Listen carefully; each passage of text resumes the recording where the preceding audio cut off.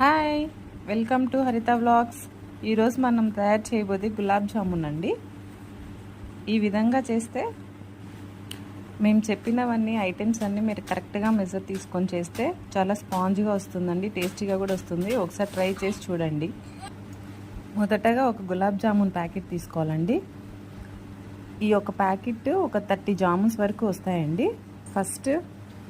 First jamun packet తీసుకొని దాన్ని open చేసుకొని ఒక ప్లేట్లో వేసుకోవాలండి.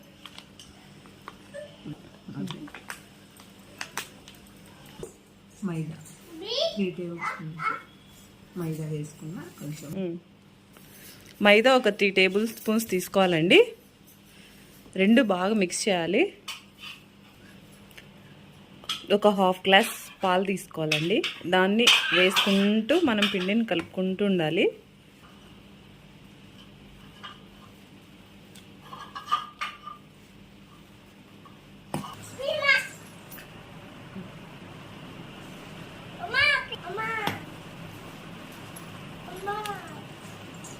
ఇలా పాలు వేసుకుంటూ ఆ పిండిని కలుపుకొని ఇలా ముద్దలాగా చేసుకొని పక్కన పెట్టుకోవాలండి. గిన్నె కానీ కవర్లో కానీ ఆ పిండి పైన ఒక కవర్ కానీ గిన్నె కానీ క్లోజ్ చేసుకోవాలి. ఇది పక్కన పెట్టుకున్న తర్వాత మనం చక్కెర పాకు చేసుకోవాలండి. ఇప్పుడు మనం చక్కెర పాకు చేసుకుంటున్నామని ఒక బౌల్ తీసుకొని ఒక హాఫ్ కిలో చక్కెర తీసుకోవాలి. ఆ చక్కెర ఒక గ్లాస్తో మెజర్ చేసుకోవాలి.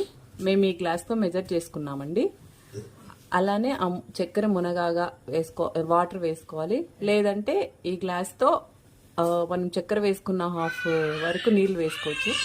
చక్కెర 2 గ్లాసెస్ వేసుకుంటే మనం 1 గ్లాస్ ఆఫ్ వాటర్ వేసుకోవచ్చు అండి.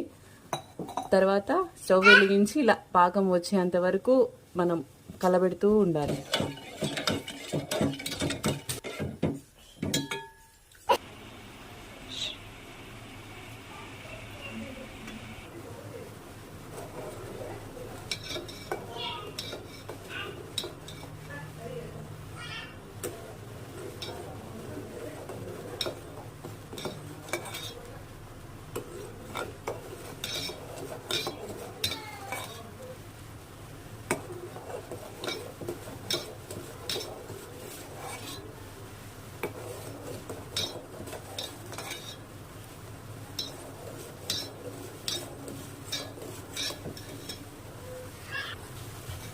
ఇలా మనం కలబెడుతూ ఉంటే ఇలా బురుగ్గా వస్తుందండి.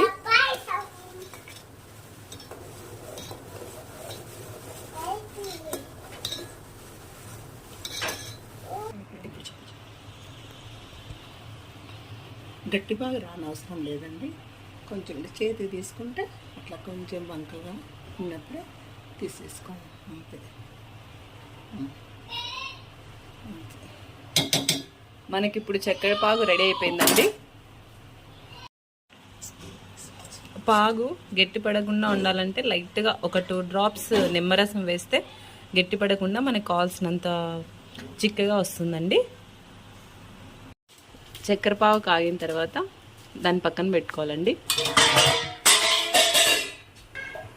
ఒక బౌల్ తీసుకొని అందులో ఆయిల్ వేసుకొని స్టవ్ మీద పెట్టుకొని వెలిగించుకోవాలండి.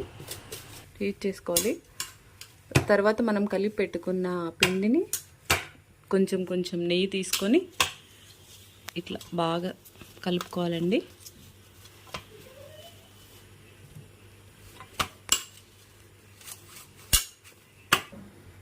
ఆ పిండిని మనం చిన్న ఉంటలుగా ఇలా చేసుకొని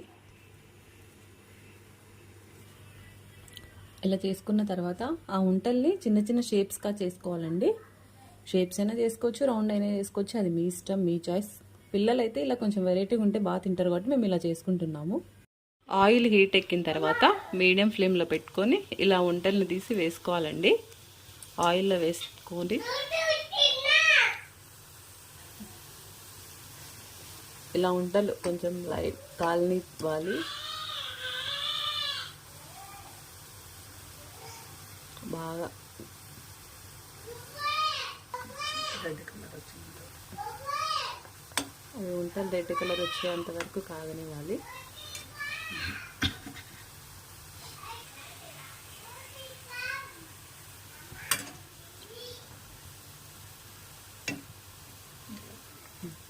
ఇలా కలర్ వచ్చిన తర్వాత తీసుకొని మనం కాంచి పెట్టుకున్న పాగులో వేయాలండి.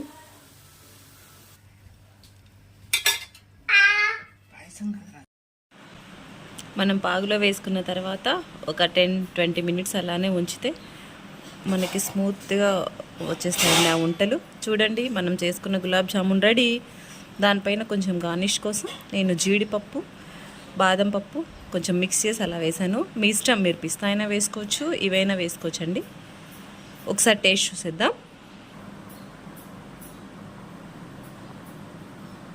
చూసారా ఎంత స్మూత్గా వచ్చాయో. ఈరోజు ఈ స్వీట్ చేయడానికి కారణం మా అన్న వాళ్ళ వైఫ్ బర్త్డే అండి. సో మీరు కూడా తనని విషెస్ చేయండి. తన పేరు జ్యోతి. హ్యాపీ బర్త్డే జ్యోతి. టేస్ట్ సూపర్గా వచ్చిందండి. మీరు కూడా మీ ఇంట్లో నేను చెప్పినట్టు ట్రై చేయండి.